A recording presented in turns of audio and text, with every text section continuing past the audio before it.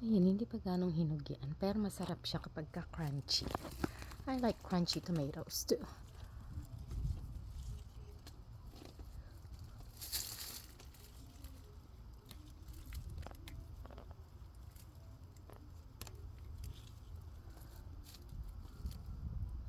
Ayan, ito, i-harvest ko na rin ito.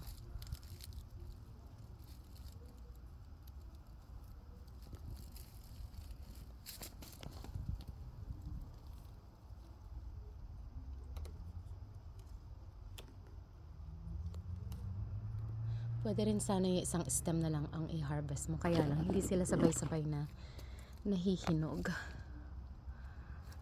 There's more back there. Kaya hindi pa siya gaanong red. Pero okay na yan. May hinog na rin sa counter. Oh, yan.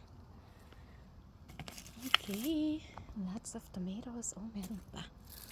Kunin ko na rin yan.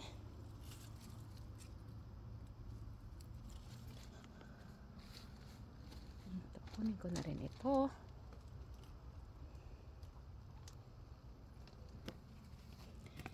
Ayan, kamatis. Cherry tomatoes.